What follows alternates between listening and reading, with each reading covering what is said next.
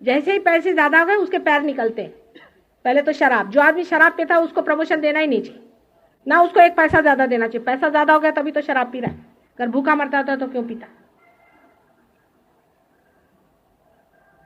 वहां के पॉलिटिशियंस ने उनको चौपटाया। उनको बस क्या है, उनको तो यह है कि किसी तरह से उनको पैसा मिल जाए, उनको वोट मिल जाए, बस।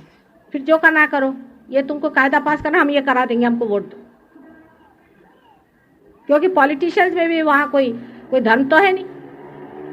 तो ये भी कायदा वहां आजकल पास होने वाला है। बहुत कोशिश हो रही है कि ये जो कायदा बना हुआ है एब्सर्ड, इसको हटा देना चाहिए। बहन भाइयों पे भी नहीं। वहां आपको आश्चर्य होगा, अगर आप अपनी बहन के साथ जाइए, लंदन में कोई होटल में आपको जगह नहीं मिलेगी साथ। बहन भाई को अलाउड नहीं है, वो कहते ये चाहे तो आप कोई और औरत को ले आ सकते हैं। आपको आश्चर्य हो रहा है, और वहां लोग सोचते हैं ये कैसे हिंदुस्तान में हो सकता है, ऐसे हो ही नहीं सकता। हमने कहा भाई हमारे यहाँ अपने भाई तो छोड़ दो, पर किसी को एक बार भाई मान लिया तो सारा घर उसे मानता है। तुम हो कहाँ, ये तो अपने पांव के धूल के बराबर नहीं है। इनको तो बहुत दिन तक अपने से सीखने का है। तुम्हारे अंदर जो सहज बातें हैं वो उन गधों के अंदर में घुसती नहीं है। अभी मेरे शिष्यों की बात छोड़ो, वो बहुत ही सभ्य है। कहले माँ इसका मतलब हमारे अंदर कोई संस्कृति नहीं। मैंने कहा ये तो इसका मतलब यही हुआ बेटे, अब तुम समझ लो। तो कहले अच्छा हमारी आंख बहुत इधर उधर दौड़ती, कम से कम इसको रोको। गणेश सब अपने साथ रखते हैं कि हे गणेश हमें पवित्र बनाओ। तो मैंने कहा इसके लिए आप पृथ्वी पर अपना आंख लगा के चलो। अगर तुमने अपने पृथ्वी पर आंख लगाई तो ठीक होगा।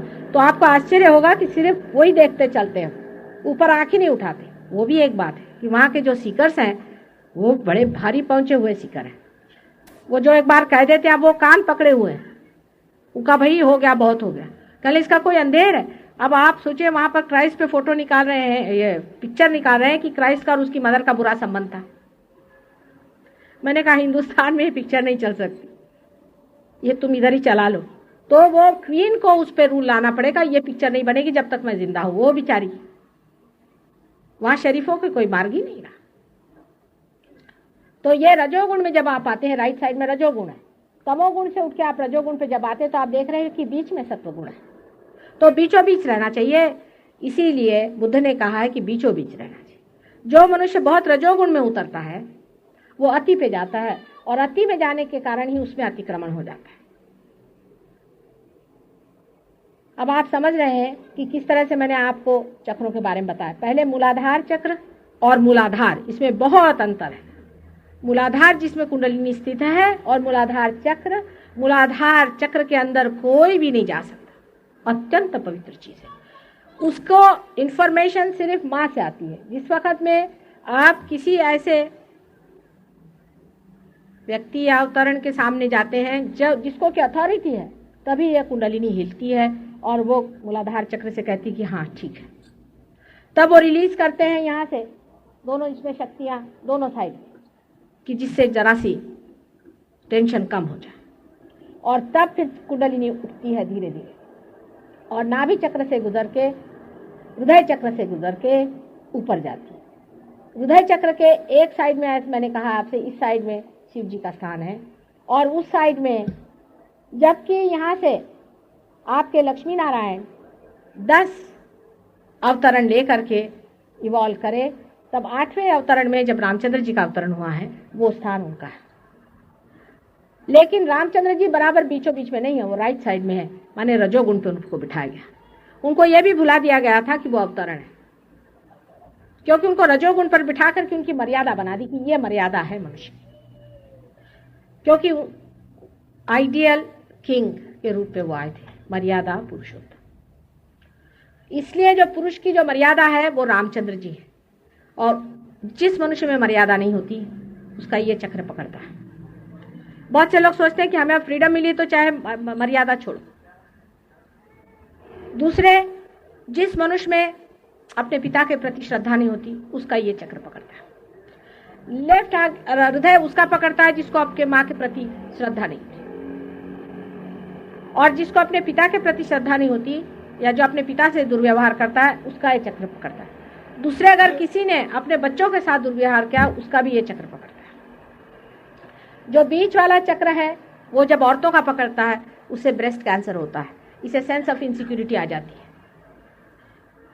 जब ये चक्र पकड़ता है तब, या वो चक्र पकड़ता है तब, या ये चक्र पकड़ता है, तीनों चक्रों में मनुष्य को पैल्पिटेशन और ब्रीदिंग ट्रबल, इस तरह की बीमारियां होती हैं। ये तो बीमारी की बात हुई, लेकिन इससे भी बहुत सटल बातें हैं। इससे ऊपर के चक्र को, ये मैं कल समझाऊंगी सबको आपको। इससे जो ऊपर चक्र है, जो कंठ के पीछे में यहाँ पर है, इसे विशुद्धि चक्र कहते हैं। इसमें श्री राधा कृष्ण का स्थान है। श्री राधा कृष्ण के स्थान पर जाकर के इनका अवतरण पूरा होता है।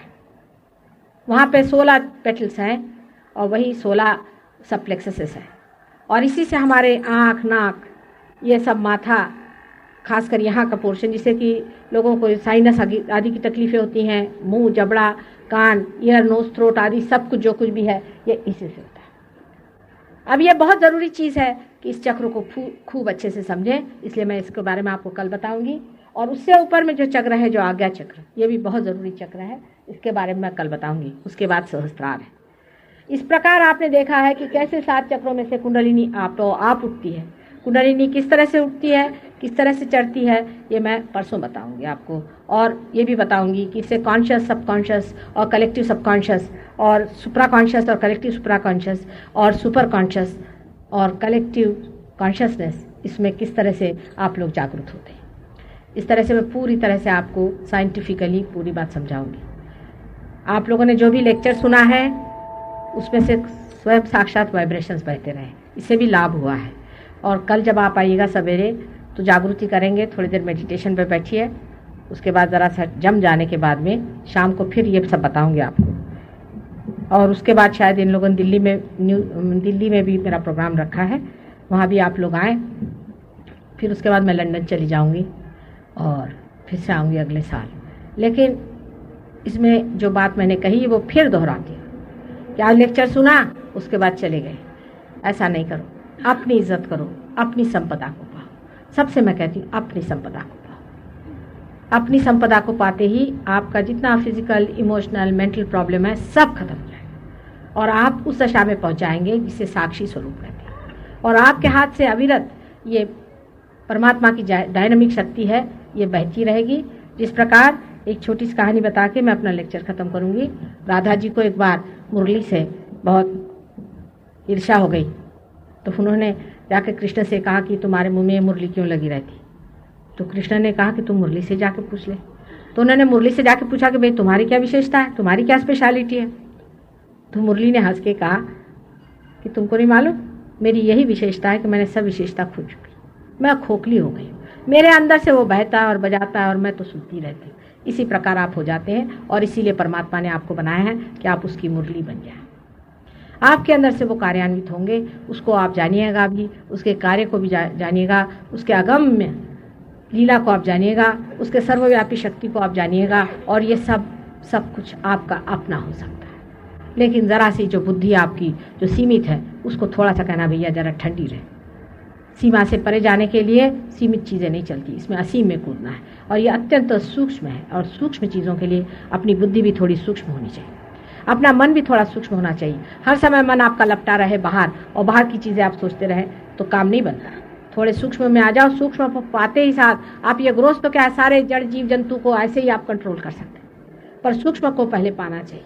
बहुत ही आसान चीज़ है, इसमें कोई मुश्किल चीज़। मैं लंदन में थी, लंदन के लोगों ने कहा कि माँ बड़ी ठंडी होती है, ज़रा गर्मी करा दो। मैंने कहा अच्छा तुमको समर चाहिए कल यहाँ। आपने सुना होगा कि लंदन में 2-3 समर बड़े हुए, आप मेरे शिष्यों से पूछ लीजिए। अभी यहीं दिल्ली में हमारा प्रोग्राम पिछले महीने होने वाला था, तो हमारे सुब्रमण्यम साहब ने हमसे कहा कि माँ यहाँ बहुत ठंडी हो रही है, -3 डिग्री टेम्परेचर हो रहा है, तो क्या करें। मैंने कहा अच्छा अगले महीने रखो, हमें अभी टाइम नहीं है, अगले महीने आएंगे। तो उनका कि नहीं फरवरी के तक तो बहुत ठंडी हो जाएगी, एकदम फ्रीजिंग हो जाएगा। मैंने कहा अच्छा तुम रखो तो सही। हमारे आने से पहले एक ही दिन सूर्य देवता जी शुरू हुए यहाँ मेहनत करने के लिए, और अभी आप लोग आराम से बैठे हो। तो ये कोई मुश्किल काम नहीं, पहले सूक्ष्म को पाले। सूक्ष्म को पाते ही साथ में क्या है, ये जड़ तो ऐसे ही आप लोगों ने वैसे भी जड़ को काफ़ी काबू कर लिया है, पर जड़ आपके खोपड़ी पे बैठ गया है। जैसे कि आपने जड़ है, अभी इसको देखिए, इलेक्ट्रिसिटी को आपने मैनेज कर लिया, लेकिन इलेक्ट्रिसिटी के बगैर आपका काम नहीं चलता, तो इलेक्ट्रिसिटी ने आपको काबू किया। लेकिन जब आप पार हो जाते हैं और जब उस दशा में आप पहुंच जाते हैं जहाँ के सारे जड़ के ऊपर आप बैठे हैं, तो जड़ है आपके चरण छूते, जो कुछ करना चाहे आप करवा सकते हैं। उसका कोई महत्व भी नहीं रहता, फिर इंटरेस्ट ही नहीं रहता, फिर तो मज़े में आदमी अपने में रचता है। और सबसे सुंदर जो चमत्कृति परमात्मा की, ये आप लोग हैं, मनुष्य है, मानव है, और फिर उसका मजा आता है। जैसे अभी एक साहब वो प्रेमपुरी साहब पैर पे आए तो सबने बुलाया, देखो देखो देखो देखो इनके वाइब्रेशंस कैसे आ रहे हैं। ऐसी है तुम्हारे अंदर से सुगंध बहते रहता, सुबह से शाम उसी सुगंध को लेते रहो और उसको पाओ। बहुत से लोग मैंने सुना कि कहले माँ के पैर नहीं छुएंगे, तो कोई भी नहीं करता हिंदुस्तान में। माँ के पाँव छूने में क्या मैं कोई तुम्हारी गुरु तो हूँ?